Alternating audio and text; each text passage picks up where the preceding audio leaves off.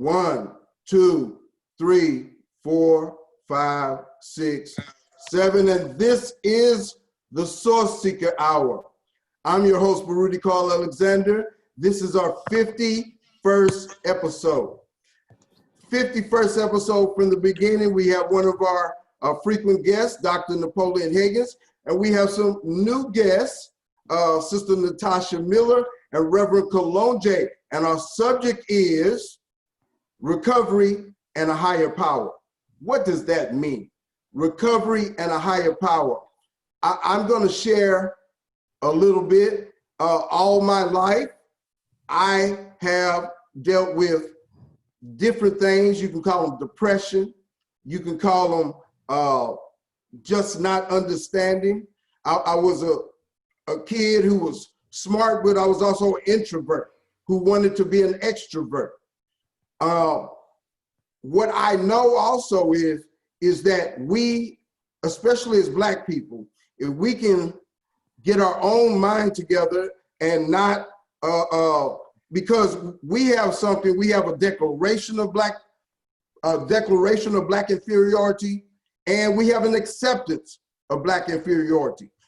And we got to learn how to navigate all of those factors within ourselves.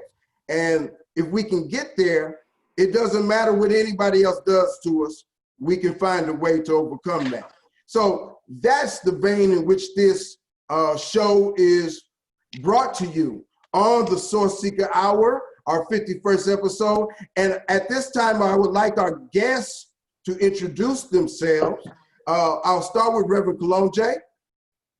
Yes, I'm Reverend Kalonji. I'm the senior pastor at the Shrine of the Black Madonna, Pan-African Orthodox Christian Church, Region 10 in Houston, Texas. And I'm also a native of Houston, Texas, born and raised in 5th Ward, graduated from Forest Brook High School. And so that's always going to be in my heart. You know, I got the nickel in my heart. And so, you know, that's a community that had a lot of Black radicals and liberators. And so I think that has a lot to do with why I am the way I am today and why I think the way that I think on today. And so my purpose in life is to liberate the Black man and the Black woman. Peace and power, brother. Thank you very much. And we're going to get into that deep feeling that you have and where it came from. We're going to get into that. Sister Natasha, would you introduce yourself, please? Hello, everyone. My name is Natasha Miller. I am a child of God, a wife, a mother of 3, an author, and a freedom coach. My purpose is to help people soar above the traumas of life with inner healing and deliverance. Blessings, blessings. Thank you, sister. Thank you very much. Dr. Higgins, can you introduce yourself, sir? Yes, my name is Dr. Napoelean Higgins. I am a child, adolescent, and adult psychiatrist in the Southeast Houston area in Clear Lake, from Houston, South Side, I would call it. Lived below I-10 just about most of my life. Love to be on here and hopefully be able to share something and be in support of this important topic. Thank you very much. And as I say, my name is Baruti Carl Alexander. I grew up right here in Houston. I came to Houston at the age of 2. My dad got a job at NASA. He was one of the smartest men I ever knew. Of course, I didn't know that till I got older. And, you know, there's a lot of things that when you're a young man, you don't know. And as the Bible says, when you are young, you do as you're young. And when you're old, then you have learned a little bit. I'm paraphrasing now, Pastor. So, but it's very important to try to figure it out and to have people to help you figure it out. We don't have all the answers. We do not have all the answers. We're trying to understand and figure it out. And in a world sometimes that it's not as easy or okay to get support because, you know, there's the macho vein and then there's the stigmas of reaching out. So you have all of these factors, and if we can find a way to get past a few of these things, it would help us to grow and do better. So this is the vein that this show is covering. There's a scripture in the Bible, 1 John, I believe it is, chapter 9. It discusses the man born blind, and I've always been kind of perplexed by that. What does it mean? Does it mean that he now just got an epiphany and he woke up and he's starting to understand? Or did Jesus actually heal his eyes and now it's a literal sense he can see? Is it literal or is it figurative? Dr. Higgins, we'll start with you. What do you feel about that? Well, I mean, we all have a place in life of growth where essentially as we get older, we see some things that we did not see before. As we've experienced life, we experience some things we hadn't seen before. So I think over time we develop, I love the term synergy, where one experience and a second experience doesn't mean two experiences. One event, two events equals three events. And when you've had three events, now that equals six. So essentially, as you start to go through life and you put one and one together, you actually start to continue with your growth. And at a certain point, you start to grow exponentially. And also being able to see things through God's eyes. You know, so often we see things through our earthly eyes and our perception is our reality. But essentially, God, you start to have a different type of plan and a different sort of outlook and outset. And I think that at some point you start to get it. You know, essentially, there were things I did as a child that I just don't do anymore because I have this situation of growth in the Lord, growth within myself, and learning from my past experiences. So, yes, definitely trying to make sure that we get in tune with God, in touch with God, and let him guide our path, and then the doors will be open. And when you look at the doors being open, it's not so much that there's a physical door. Sometimes that's true. But essentially, the door is now open in my mind to receive the correct information, and now I need to act on it. Something like what Carter G. Woodson said, you know, that a man who is miseducated, he'll look for the back door instead of, you know, now I understand I can go through the front door. That's right. Exactly. In some context like that. Sister Natasha, same question, that literal sense or that figurative sense, what does it mean to now I can see?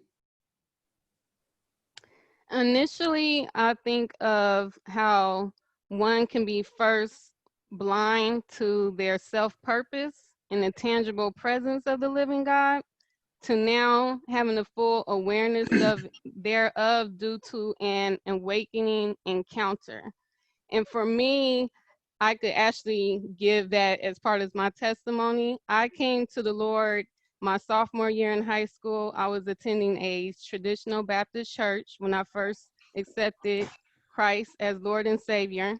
And by the time my senior year of high school came, I was completely bored with church. I remember telling God, well, it has to be something more to you than this. I'm bored. And I went directly to college, Dillard University in New Orleans, Louisiana, straight out of high school. And about a month or a month and a half into my freshman year, a few of my colleagues and I were at the flagpole after going to a youth night at a church, a local church. And we were just talking, and then we started to pray, and I was the third person to pray, and I only got about 3 words out of my mouth before the presence of the Lord consumed me.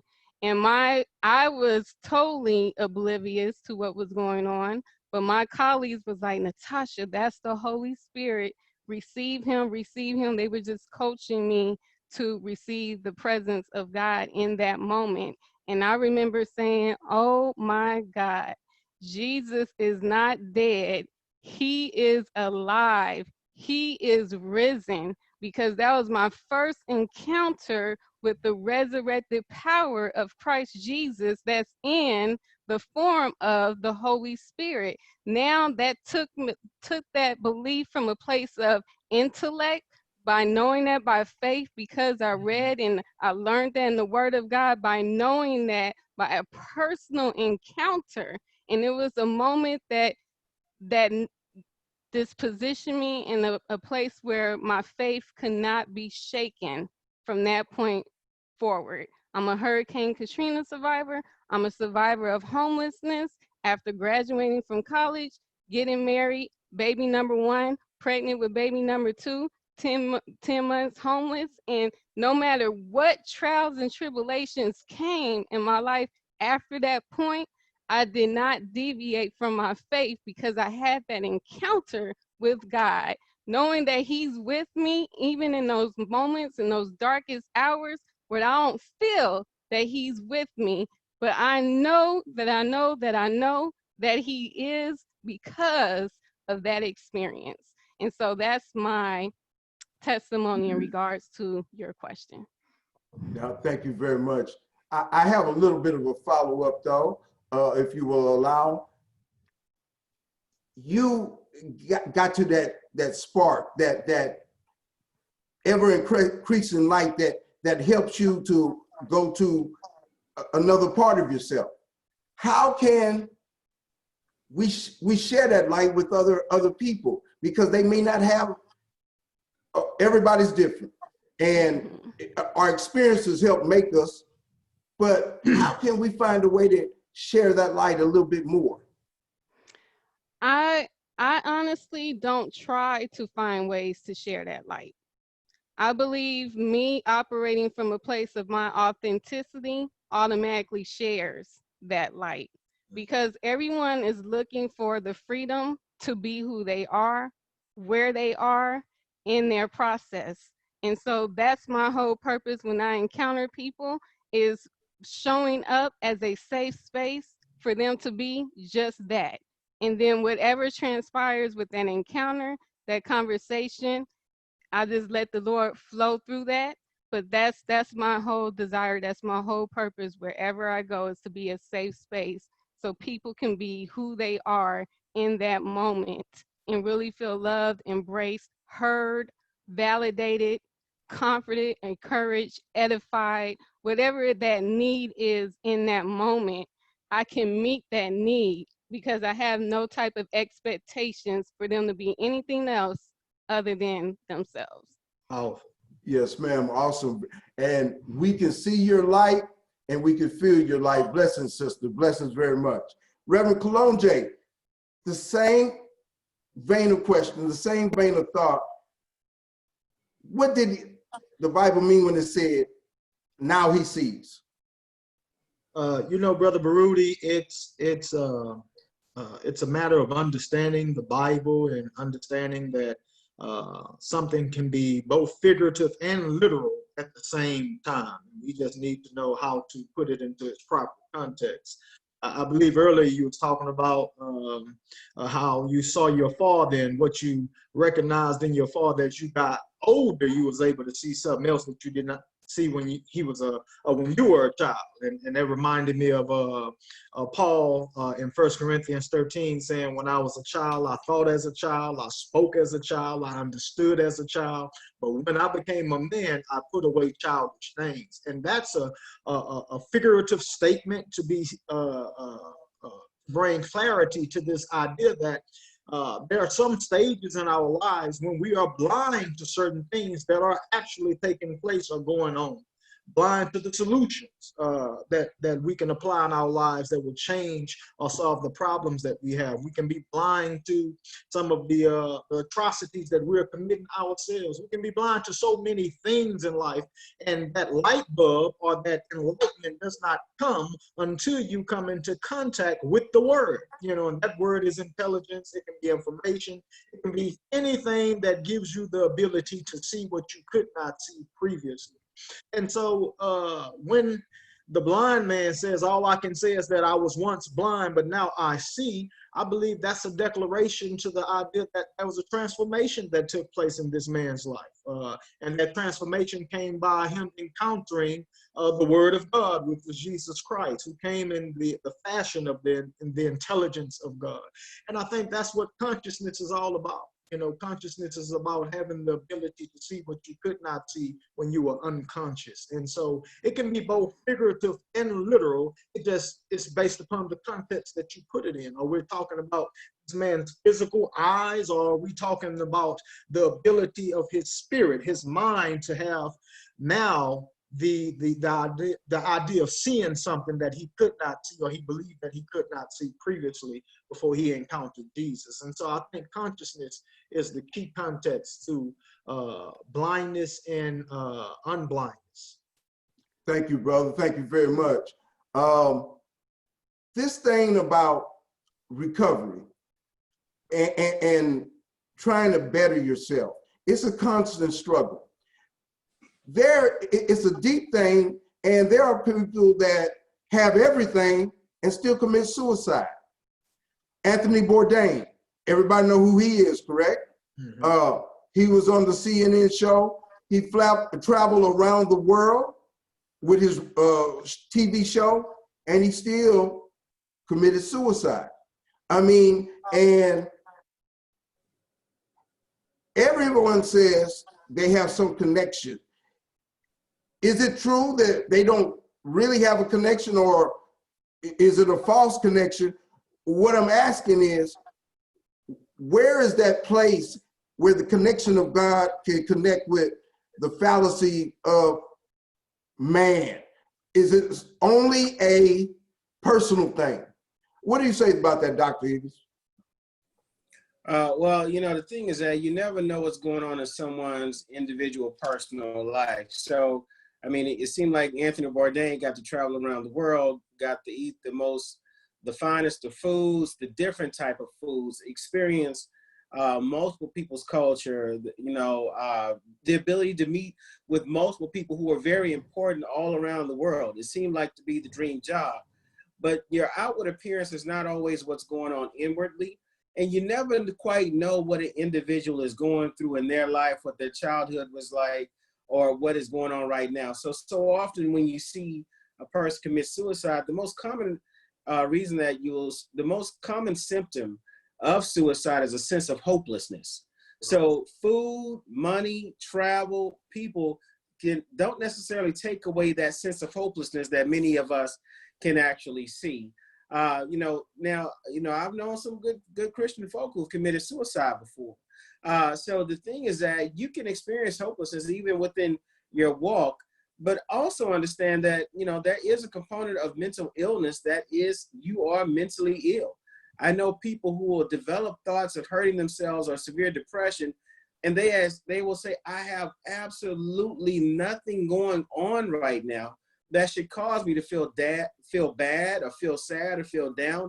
Everything seems to be going in its right direction, but I have this issue that is now set in me where essentially I have the thought of wanting to hurt myself, and I feel very sad, I feel very down, and I'm not sure where that is coming from. So we also have to be understanding that there is an issue of mental illness. Just like any part of your body can be ill, your mind can be ill. Just like you can have a heart attack, just like you break your leg, just like you can get allergies. There are certain things that the mind goes through that we don't know exactly why they happen. We have some guess on why they happen, but it just happens to the best of individuals. And it does not take necessarily something wrong, even though you can take the best of saints. If you stress them out enough, you will see behavioral changes and you will see mental strain changes from the strain.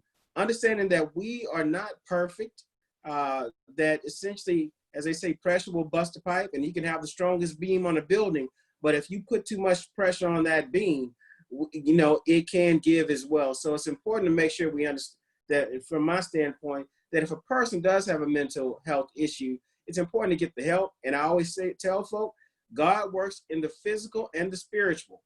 All right. So essentially, there is the ability for the physical man and connection and being able to talk and things of that sort. There are medications, there are treatment, but then there is the Spirit of God as well. So all of those many times can go into the need of an individual who may be suffering from thoughts of hurting themselves or suicidal thinking. Thank you very much. Yes, sir. And along that vein, is there a place where the darkness is so great, or is this just a total personal thing? I believe that, you know, you can talk, you can go to treatment, you can go to meetings, you can go a lot of different places, but until you decide yourself to believe and to feel good and to have a strength about yourself, no outside forces can help you. And I've seen that in my own life and in vicariously in other people's life. Natasha, is there a place where the darkness is so great that it's very difficult to reach inside that? I believe that there is. When thinking about this question, I'm thinking about the fact that hopelessness is a symptom of trauma as well. And one of the things about trauma is that trauma is a human condition. And I also define trauma as anything that violates our internal sense of safety, security, and stability. And one of the things is when we have traumatic experiences that violate that internal state of being, there are so many different emotional and mental responses that can happen all at once that it feels nearly impossible to process all of that. And I think the darkness comes from the overwhelming feeling of I have all of these mental thoughts to what's going on outside of me. I have all of these internal emotional responses, and not only what's going on from outside of me, but what's going on within. I was actually talking to one of my friends about a week ago, and I was sharing with her how I felt that I was in a season where I was navigating through internal turmoil. And I told her, I don't even know which is worse, actually going through a circumstance such as homelessness where everyone can see it, or going through something where nothing is changed in my circumstance. From the outside looking in, I shouldn't have any type of turmoil going on within myself, but yet that's what I'm experiencing. And I believe that sometimes that's worse, because we can't invite someone to come hop in our bodies with us and truly understand and realize the internal turmoil that we're experiencing, because from the outside looking in, there's no reason to feel that way. Why are you feeling the sense of loss? Why are you feeling the sense of hopelessness? Why are you feeling depressed or blue or combating suicidal thoughts when there's money in your bank account, there's a roof over your head? Like, life looks great from the outside looking in. What's going on? And to me, always goes back to calling and crying out to God in the midst of those dark places. And one of the things that I've realized in those times, that it is a pruning season. It is a purging season where he's removing perspectives, he's removing beliefs, he's removing things that no longer serves us, and challenging us to level up in our consciousness and our awareness of self as well as the world around us. Very powerful. I'm reminded of this. Several times I've had conversations with people, who have been down on God or chose to stop believing. And then I start asking them, okay, where did the trees come from? I mean, we can't explain that. I mean, if you just look around in creation, and we understand we have great power as human beings, but we can't create life. So that question always goes back to that. Where is this great power that created life? Reverend Kalonji, is there a dark place? Is there a dark place that is so difficult to come back from? Yes. Of course, there is a dark place that we can all get lost in. I believe Dr. Higgins said something that was very simple, but yet very true. And a lot of times it goes unnoticed. And that is that the mind is very fragile, just like the body is. And it has the ability to become ill. And I believe a lot of times when the mind is ill, we don't know that it's ill because we're continuously living, we're continuously projecting millions of thoughts every day, and we're expressing those thoughts in our everyday lives. And so a lot of times what happens is that once you begin to recognize that something is going on up here that's causing you to have some I would say, some unfavorable experiences in life, it's almost too late, and you don't know how to treat it. You don't know how to manage it. And that's what happens a lot of times when the mind is undermanaged. What happens is information and beliefs are hoarded in the system of the mind, and it can get out of control. You know, I know you guys have probably saw the show Hoarders, and we know that something's going on in those people's mind that make them live in such a disgusting way, yet they don't know how to treat it because they don't have the proper thoughts to treat it. And that a lot of times has to come with somebody else aiding you in some system of recovery. And as Dr. Higgins even said, that something can go on chemically wrong in the brain, which is a part of the body, and you do need some form of treatment, whether it be natural herbs or it be some kind of superficial medication. But it does need to be treated so things can become balanced again. And so I believe really that there is a dark place, and it's indicative of something that went on undermanaged in the mind. And case in point, not to beat yourself up about this, because this can happen to anybody. As Dr. Higgins was saying, he knows some fair-welded Christians who lost their minds and committed suicide. I would say even when we look at the biblical example of Judas Iscariot walked with this revolutionary Black Messiah, Jesus Christ, for 3 years, learned from him, saw the miraculous things that they did and how they practiced communalism throughout Jerusalem. And there was a fever, a positive fever that everybody was affected with and wanted to change their lives. Judas still, at the end of that story, committed suicide. And so we need to understand that there is a place where you can be in the right place and still end up doing the wrong things in life. And so we have to recognize that. And I'll leave you with this example. This is something that I found out. That when you don't manage things can get out of control. A lot of times when we look at like this cell phone, this is amazing technology, genius engineering on our part, and the wisdom that we got from the world and got from God, of course. I was noticing something about my phone bill. My phone bill kept escalating and elevating and getting higher and higher to the point that Dr. Higgins, I ain't want to pay that phone bill no more. I was like, something's going on, man. I know I ain't on the phone this much. But what happened is that, you know, when I went and called the salesman and complained about the bill, he says, well, have you went to your settings and saw how many apps you have subscribed to? And that's when the light bulb went off. There were times where I saw an app of some software that I was interested in or may have benefited me in some form, shape, or fashion, maybe entertainment, maybe with work, I don't know, but I've subscribed to it and I paid that $5.99 or that $10.99. And then the next month I've subscribed to something else. And then the next month I made another subscription and I made another subscription. And what happens is you forget that you have subscribed to some things in life that you don't need anymore.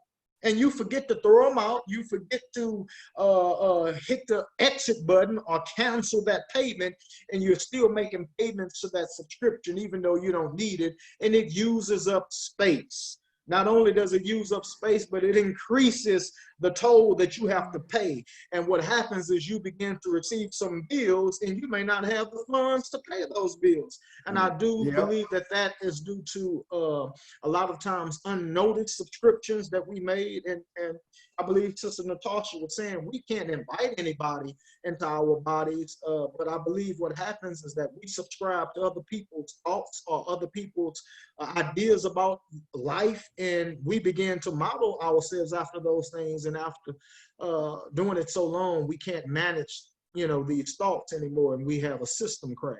So there is a dark place. Thank you, Reverend Kalonji. This is the Sourceseeker Hour. This is a very important show, recovery and a higher power. People can get to dark places for them. They can get to a place where it's just mundane and existence is just every day. And as Sister Natasha said, you can get bored with it. You're looking for something else. You're just in that rut, and you know you're in trouble. You're in a rut, and you don't see no reason or no purpose, and you have difficulty, and you want to find something before it gets worse. Sister Natasha, you understand what I'm saying about that? Have you encountered people that have been in that situation? Yes, I've encountered people who've been in that situation a lot of times. One of the things that I've noticed too with those who are just living mediocre and kind of stagnant or complacent is there's two things. One is that they're in that vein because due to unhealed wounds, unhealed traumatic experiences of the past. I tell people all the time that when trauma happens and we don't become intentional about healing from it, because it's a myth, healing does not come with time. The only thing that time does is move us further away from the initial point of contact with the pain that the trauma brought in our lives. That's all that time does. But that doesn't mean that the pain has left. That doesn't mean that the wound is gone, it's healed. It doesn't mean anything like that. So sometimes people are stuck at the place in which they've had their last traumatic experiences. This is one of the reasons why it's so important to even revisit some traumatic experiences from our childhood, because we're stuck at that point of stage of development. And we got to go back and get what was rightfully ours. We got to recover it all. You know, that the enemy has tried to steal, kill, destroy, distort in our lives due to our ignorance of who we are and who God is and who we are in God. So that's one of the reasons why I notice that people are stuck and they're trying to get out and they don't realize that they need to gain some inner healing to do that. And then also is not being open to learning more. I think a sense of entitlement is an issue and why people get stuck, because, oh, I already went and got a degree, or I already went and did this. So then the life that I desire to live should just automatically happen because I put my time in. But God has called us to be lifelong students. This is life. Healing from trauma, recovery is a lifestyle. It's not a one-time thing. This is a continuum. So just always looking for ways to learn something new, looking for ways to meet new people, to broaden our horizons, to get us from that place of being stuck and knowing that we're not entitled to anything because of the work that we put in, because there's a lot that we still don't know that we don't know. Yes, ma'am. And one thing about that, you have to have some courage to face your own frailties also, and sometimes open up to people to say, hey, I'm scared of this, I'm frightened of this. And you got to have a little courage and not be so scared of what somebody else may say. You got to find a safe place to do that, and a safe support system. I want to read real quick the Serenity Prayer, and it's a very important thing in recovery. And I want to read that and then get you all's feedback on that. The Serenity Prayer states, grant me the courage to accept the things I cannot change, the courage to change the things I can, and the wisdom to know the difference forever and ever. The Serenity Prayer was written many, many years ago. Is it still applicable today? And what does it mean in the state of recovery? And then recovery in connection with God. I believe God has to be a part of anybody's recovery. I do believe that. I do not believe you can recover from your trauma outside of believing in a higher power. Dr. Higgins, can you comment on that? Yes, you know, the serenity prayer is often used in drug treatment and, you know, part of AA and part of the steps of, you know, and then as Natasha has spoken to, a lot of times, you know, especially when I see like roaring substance abuse, where a person just cannot get it right no matter what they do, no matter how bad it is. So often adverse childhood experiences, you know, if you all have an opportunity or have read the ACEs study, ACES, uh, uh, that talks clearly about all the traumas that people have as a child. But what is crazy about the ACEs study is that it actually predicts how long you will live.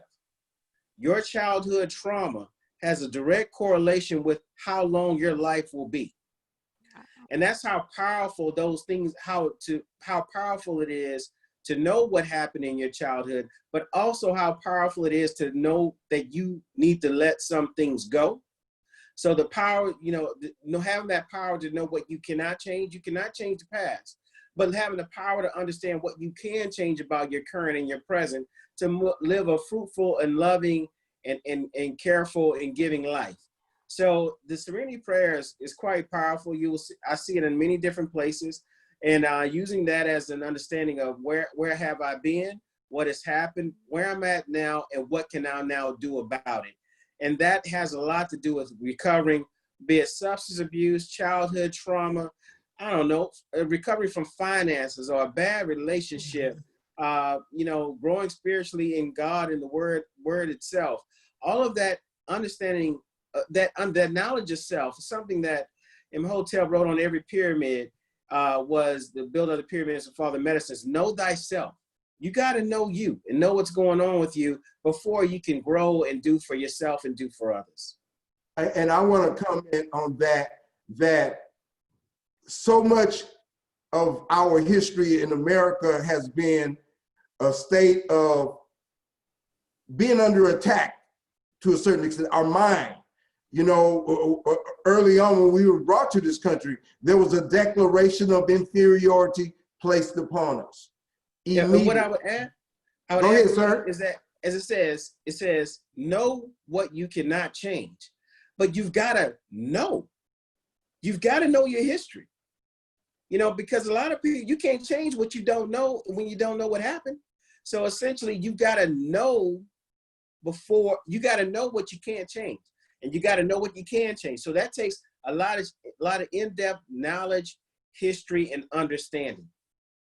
A lot of work too. Recovery is a lot of work. You got to stay up on it. You got to keep working, because all the time things are trying to come in your mind. And, you know, just watching TV. Just watching TV, so many images and thoughts go through your mind, and they could be detrimental to your overall thought process. So it's very important. You have to have a strategy on what you watch, who you meet, who you talk to, what you say, what you allow to come in. So I understand all of those things, and those are some of the things that we want to share with our audience. Reverend Kalonji, you want to comment on that? Yes, recovery is definitely a lifestyle that you have to commit your mind and your everything to in order to get yourself back to where you know you used to be, or where you think you lost yourself at. It's amazing that we're even dealing with this subject, because I was raised in a house with a mother who was a drug addict. And when she decided to recover herself, I would go with her to the 12-step meetings, alive and kicking off of McGregor Street in Houston, Texas, the Hester House in Fifth Ward. I would go with her to these meetings, and I would see a form of communalism as they would sit in this group circle and they would begin sharing with one another. And what I would always ask my mom is, why do they always end by saying, just for today? And she would always remind me that this is an everyday commitment that I have made, because I want to be the best that I can be, and I want to take myself back. And she could not do that without the community of those who were in that program with her, and she could not do that without God.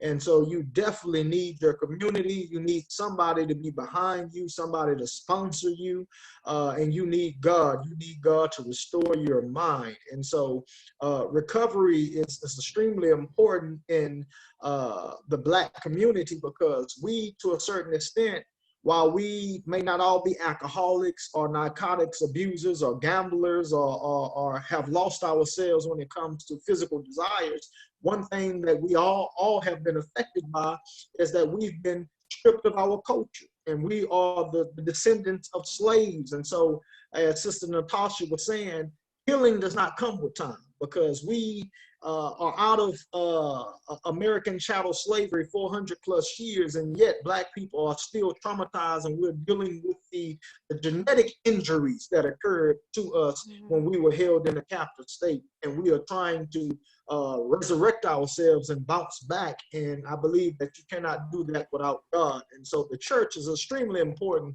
in the state of recovery as well. And I believe that all Black churches should have a 12-step program. You should have a 12-step program to treat and to help your members recover. You just can't recover by reading the Bible or singing songs out of a hymn book and taking the sacrament or the communion and eating crackers and drinking grape juice. I remember my grandmother having these conversations with my mom when she was going through her recovery, and when she would say, recovery is not you going to church. Recovery is you being the church, living like you are the ecclesia, living like you were called out and to be a king or a queen on this earth. And I just remember that transition.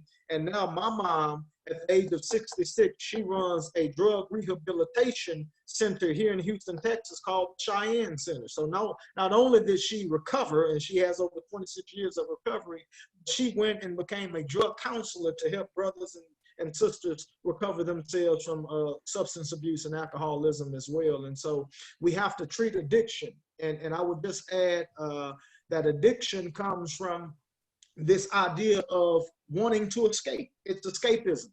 And anytime you want to escape from yourself, your mind, then you know that there's some pollution in your mind that you need to clean out, because you don't want to leave your mind. You want to possess your mind. Your mind is a part of who you are. And so addiction is something we have to treat immediately if we find it and identify it in our lifestyles. And addiction is indicative of escapism, and escapism is something that is going on internally with you psychologically that makes you not want to be with yourself. And you have to learn how to love yourself before you do anything else in life. You very much have to learn how to love yourself, and that's what a lot of this that I'm talking about. And you have to have a support system, and you have to have, as you were talking about, they had a sense of communalism. You have to have somebody to be able to lean on and be able to be open with. And it's hard with the stigma attached to this subject. The stigma is still, especially in our community, the stigma is so strong. And on the one hand, you have the machoism, and then on the other hand, you have the dark places. So there's so much need and critical need in our community for a recovery platform. What do you say about the stigma, Sister Natasha? I think the stigma has to do with vulnerability, but I just want to do a commercial break real quick. I am so enjoying this conversation. I'm over here doing leaps and bounds in my spirit. I'm like, oh, this is so good stuff. So I just had to get that out real quick. Oh, thank you very much, sister.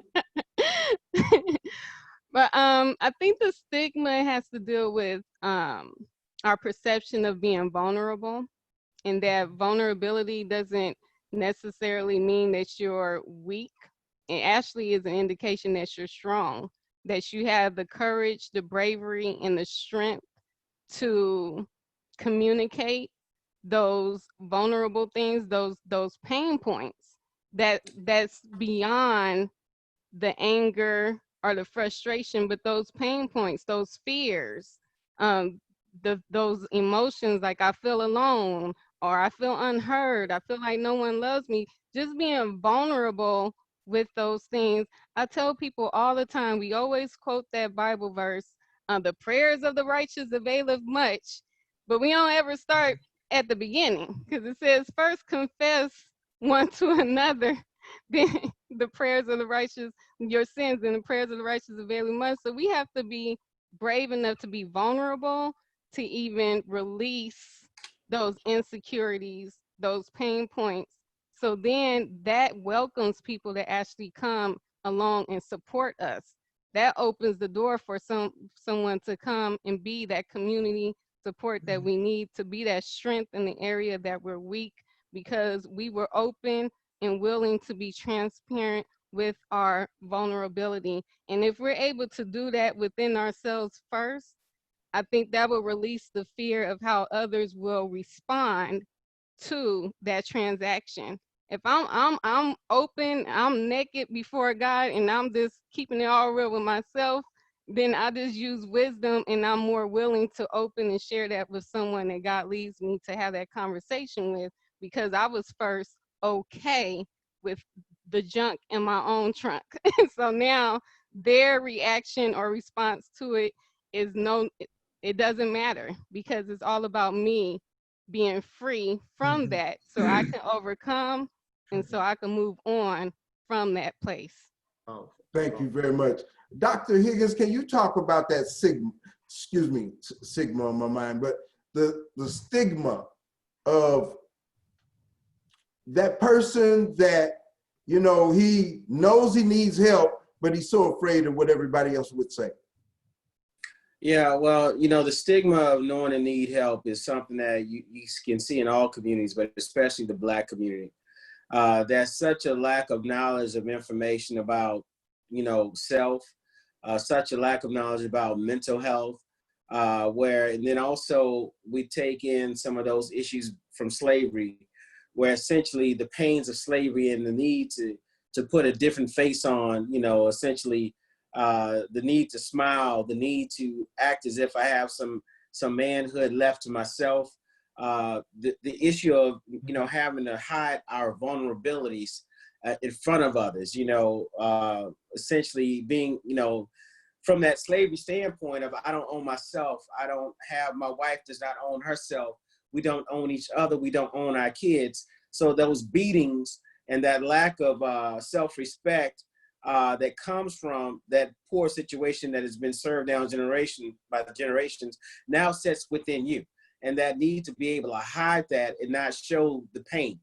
And so I think that we've taken that, even to this day, we don't take our mental health seriously. We try to hide it. I've heard a Black woman say, I don't have time to be depressed. You know, essentially, I just need to, you know, a Black man say, I just need to go to work. I need to find a hustle. I need to find a job. I can't find a job. I need to find a hustle. I need to go get it. You know, the thought of I'm in pain, that I'm not able to to provide for myself. And even those who you look at professionals and the things that we deal with on our jobs, you know, where we have to try to hide that from other people. And that granted, yeah, they, you know, you could be, I don't know, executive vice president of Exxon, but, you know, maybe you got a few shares, maybe you're worth about $500,000, but you know that the people who own Exxon are worth billions. You know, that not having that access is very problematic. And I would say we need to get past that, and we need to be honest. I like people who like to share, because I tell you the truth, you're not the only one going through it. You're not the only one. And that's the issue of mental illness, and that's the devil talking to you when you think you're the only one. I can tell you right now, as a psychiatrist, I've been doing this almost 20 years. It's rare for me to hear a new story. Now, everybody has their own take and their own twist on what happened in their lives. But no, there are very few new stories, and I can tell you that what you have inside of you can be a blessing to someone else. But the point is not to talk about the story. The point is to talk about how do we move past, how do we get better, how did I manage it, and how did I master it. But like, you know, they say time heals all wounds if you're working on the wound. You know, but, you know, ignoring it does not get you anywhere. But, you know, at the same time, we got to be careful of sharing it in a good space. I know for myself, I'm a professional. So people share things with me that I don't repeat. You know, I'm a keeper of many secrets, and I have no intent to share them. So therefore, be honest with you, I don't even save them in my brain. You know, it may be in the note that I wrote, but essentially I don't save that in my brain because I know I'm not going to ever repeat that. Mm-hmm. So, you know, we have to be able to be in a safe space, and people can be very judgmental and on their high horses. So. And I've seen a lot of that in church. I've been in church my whole life. Yes, How yes. people can be very judgmental of folk, you know, and essentially, you know, when you bury your skeletons in your closet, they're talking about you, but in their own house, in the living room, they got a live body they're not even talking about. So people love to lie. They love to lie about what's going on and love to lie about their truth, but basically what they're just showing you. Yes, yes. Thank you very much. We're coming toward the end of our show, the Sourceseeker Hour, episode 51, Recovery and a Higher Power. Very important subject. We have had some powerful discussion, and we want everybody to get a chance to hear this. The live video will be, or excuse me, the video will be out soon after the show. Dr. Higgins, can you tell people how to reach you, talk with you, if they would like to? So my name, Napoelean Higgins, is on all of my social media. Napoelean spelled the original way, Napoleon, Higgins, Higgins. You can find me on Instagram, Facebook, LinkedIn. I did want to make sure to mention my book. This is Mind Matters, a resource guide to psychiatry for Black communities. We actually have a chapter on here on addiction where it does talk about recovery. So if there are any questions or need, please follow up, hit me up. Would love to be of help to the community. Your book is from the Black condition, and our experiences affect our ability to recover and affects all the things that go in. So I'm sure you have some clients who are white clients, and there may be some different ways that you have to talk to them. Can you talk about that a little bit? I mean, from the perspective of Black people and how it associates with psychology. Well, you've got to be, when it comes to Black people and understanding mental health, and all people have brains, all people have minds, all people go through traumas, but we've got to be able to understand the culture of where a person is. So essentially, me being a Black psychiatrist, is only about 2% of us around the nation. Some would say less than 1, some would say up to 3, but it's about 2%. The fact is that I see a larger Black clientele than the average white psychiatrist in my area because people seek me out and I speak to the Black community. But we do, as Black people, have these own personal traumas that we have. And honestly, when Black people see a Black doctor, they're more likely to follow the recommendations of the Black doctor because of the level of trust and understanding culture and community. So yes, there are some new cultural nuances. All people are the same, but at the same time, everybody has their own perspective of where they come from, and it has to be taken into account in the patient-doctor relationship. Thank you, Dr. Higgins. Dr. Napoelean Higgins, thank you very much. I hope people reach out. If they need help, they can reach out to them. Where can they reach out to you? Can you mention that again? Napoelean Higgins. Napoelean Higgins. You just add Napoelean Higgins, Facebook, LinkedIn. Nobody else has my name other than my dad. I understand. It's a family name. No one else is on social media like I am. So at Napoelean Higgins, my office number is 281-480-2400. And my email is napoleonhiggins@napoleonhigginsmd.com. All right. Thank you very much, sir. Reverend Kalonji, can you give a final word and then how people can reach you?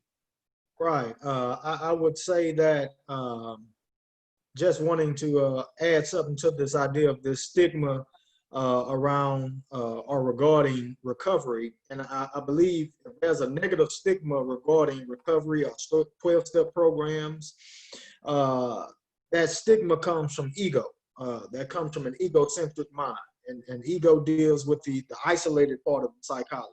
When it's just your perspective and the only thing that matters is how you see things and how you've observed things. All of that is egocentric.